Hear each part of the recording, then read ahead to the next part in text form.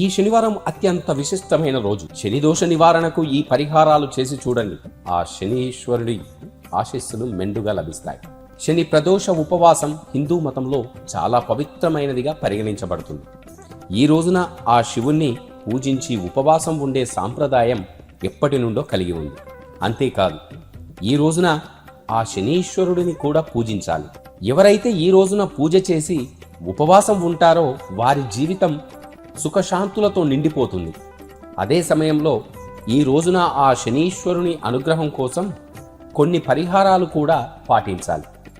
వీటిని చేయడం వల్ల ఆ వ్యక్తి యొక్క ఆర్థిక ఇబ్బందులను అన్నీ కూడా తొలగిపోతాయి.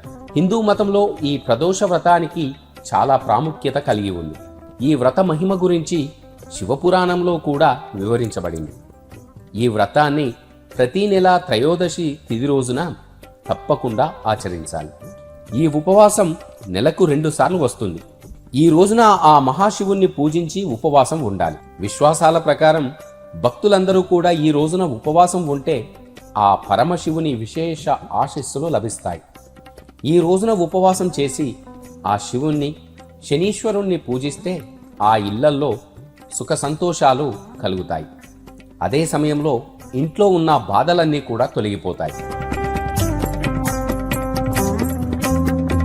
ఈ ఏడాది తొలి ప్రదోష వ్రతం శనివారం వచ్చింది. అందుకే దీనిని శని ప్రదోష వ్రతం అని కూడా పిలుచుకుంటారు. ఈ శని ప్రదోష వ్రతం రోజున శివలింగానికి గంగాజలంతో పాటు పాలు, తేనెతో అభిషేకాన్ని చేయాలి. శివునికి బిల్వపత్రం, ఉమ్మెత్త పువ్వులు అంటే చాలా ఇష్టం కనుక ఈ రోజున భక్తులు ఆ శివునికి బిల్వపత్రం, ఉమ్మెత్త పువ్వులు సమర్పించాలి. ఇలా చేయడం వల్ల ఆ శని దోషం నుండి ఉపశమనం లభిస్తుంది.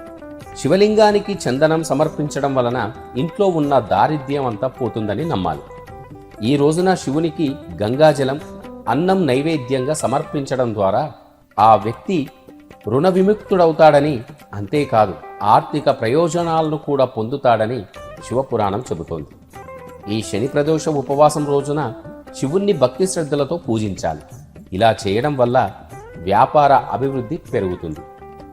ఈరోజు ఆ శనీశ్వరుని ప్రసన్నం చేసుకోవడానికి నల్ల నువ్వులు, నూనెను దానం చేయాలి. ఇలా చేయడం వల్ల దురదృష్టం కూడా అదృష్టంగా మారుతుంది. ఈరోజు పేదలకు, ఆకలితో ఉన్నవారికి దానం చేయాలి. ఇలా చేయడం వల్ల జీవితంలో ఆనందం, శాంతి కలుగుతాయి. శనీశ్వరుడికి నీలం రంగు అంటే చాలా ఇష్టం.